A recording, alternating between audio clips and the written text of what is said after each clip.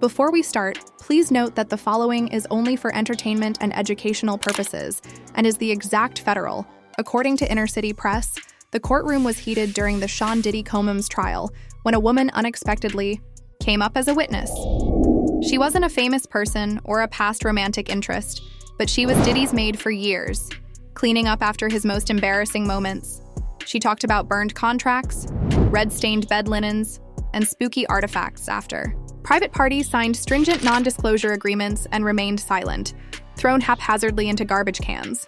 But the most unsettling discovery was a burned passport photo of a girl who had vanished. The same girl who everyone had forgotten, until Diddy remained still at the defense table, clearly shaken by the revelation of the evidence, which caused gasps to resound around the courtroom today. Closed doors wasn't just unsettling, it was devastating. And the world saw a side of Diddy that he had worked so hard to conceal. This testimony may change that. She entered everything with her hair wrapped back in a way that suggested, "I didn't come here for attention." And she was dressed simply in black with no makeup. In court filings, she was referred to as Housekeeper X, but her name was kept for her protection. As she sat in the reporters in the courtroom noticed Diddy leaning back in his seat arms, despite the fact that cameras were not permitted in the witness chair. She opened her mouth and softly introduced herself, keeping her sunglasses crossed. She had been employed by a private company from 2014 until 2020, working for Diddy. Contract to preserve privacy and guarantee confidentiality. She was not on the films and was not among the partygoers. Was the one who cleared up what remained after everyone else had gone home or fainted. "I saw a lot," she remarked, casting a short glance in the direction of the defense table. "I just did my work at the time, not really understanding most of it, but on one Monday morning following what she called one of the worst after. When she got to the Beverly Hills mansion at 6:15 a.m., something happened that altered everything, even the parties she had ever cleaned. Normally there would be music playing or a chef preparing breakfast, but this morning there was nothing but silence in the house. She remembered carrying one of the big trash cans from the main corridor into the service area before beginning her daily trash pickup. She started going through the recyclables in the garage when she smelt something sharp and plastic smoke coming from one of the burn cans. Were ashes, but not only from paper. They also included a charred manila folder, half-melted picture frames, and a piece of a passport stuck between them. I wasn't allowed to see the picture, but she acknowledged that something about it felt off, so the judge leaned forward to face. The prosecution displayed a duplicate of the exact photo fragment she had reported. It was blurry and burned, but the jury could still make out the half-smiling face of an adolescent girl. Diddy regarded it in silence, rubbing his temples and closing his eyes. This marked the start of what the prosecution would refer to as the House of Ashes and the Maid. As the courtroom calmed, Housekeeper X took a deep breath and clasped her hands in her lap, preparing to become its most terrible witness, and went on to say that she hardly ever attended the main events, the celebrity-studded parties that flooded Diddy's houses with blaring lights, speakers, and copious amounts of alcohol. But the true narrative started with what they called the after parties, she claimed. The lights dimmed, the security tightened, the phones were placed in velvet-lined bags, and the people who were meant to go didn't. Different people, not always famous, she whispered. Some were anxious, while others appeared quite young. On those evenings, she gave her cleaning orders, always had extremely detailed instructions, such as to not access the bedrooms on the east wing, to not clean the downstairs den, and to only dispose of trash in the designated zones. But she acknowledged often breaking them, not out of disobedience, but rather out of fear after receiving a warning from a fellow maid. Don't want to be the person who discovers something and remains silent. One evening, she discovered a rolled towel smeared with blood when cleaning the guest bathroom, firmly and wedged behind the toilet. She called security and they took it out silently. Later, after a party, she was given the main hall and saw the hardwood floor had odd stains and severe scratches that appeared to have been caused by something heavy being dragged across it.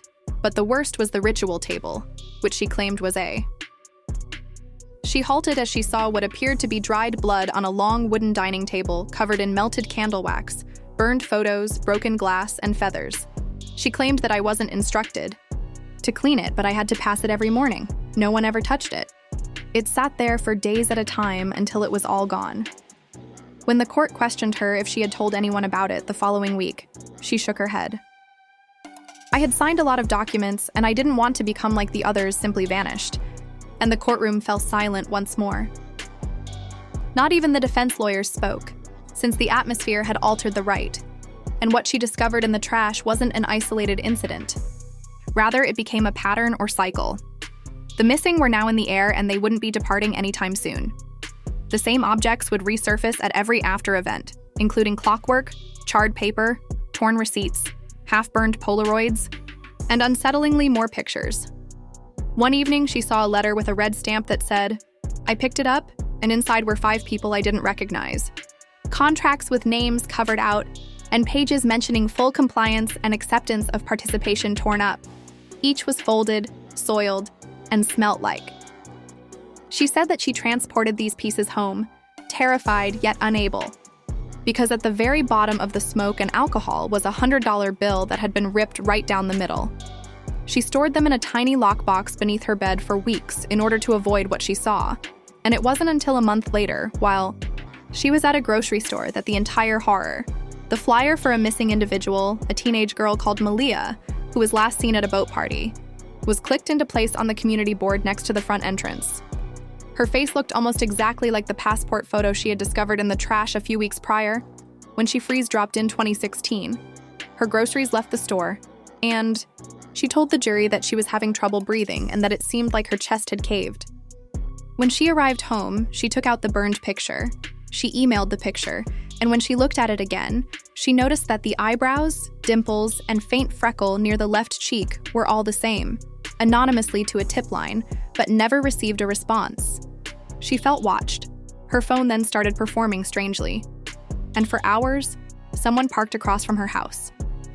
Shortly after telling the judge, "I never wanted to be part of any of this, but I couldn't carry it," she changed apartments, changed phone numbers, and resigned from her position. No longer. Not after Malia vanished. Not after what I discovered in the trash. And not after Kim passed away. The courtroom once more. The prosecution placed a sealed evidence bag, and I was surprised that the defense had no complaints, because sometimes quiet speaks louder than words. One sheet of scorched paper was on the table. The corners were blackened, and some of the text was unreadable, but the words in the center were etched into the guest's memory. A list of names, or at least aliases, followed the entrance routine. The maid gazed at it and inhaled deeply, saying, "That's one of the pages I found near the hearth," she added, her voice trembling a little, but she continued to tell the judge that Diddy had a ritual the morning following his most exclusive gatherings. He would burn items while sitting in his den with the drapes closed and the fireplace raging with barely loud music before anyone arrived. She added that occasionally it was magazines or old documents, but she also mentioned tapes, notebooks, and even stacks of what appeared to be contracts. When she arrived in the room earlier than normal in the morning, she witnessed him throwing a thick object, a black journal, into the fire. He then turned, and she reported that when he spotted her, he froze and simply gazed at me for a while before saying, "You didn't see that." He didn't yell. Then he gave me a money envelope with the words, "Silence" on it. This wasn't paranoia. She was being paid to forget what made her. She described what she dubbed the vault room, a door in the West Wing hallway that was always shut and unguarded by any employees during the courtroom shift once more. Were permitted in, but one time, she discovered a soundproof room floor with the door slightly open while delivering dry cleaning to a guest suite. Each shelf had memory cards and mini DV tapes labeled and arranged in tidy rows. Some had dates on them, others had first names, but many were marked. She took a single step while carrying just one item, and then a man behind her turned around and stated, "My hand is already reaching for his waistband." I simply nodded and went back to the kitchen, knowing that I had seen something I wasn't supposed to from that day on. Did I even say anything? Was moved to clean before parties only, she claimed, and she was never scheduled on the days after Diddy's most private occasions.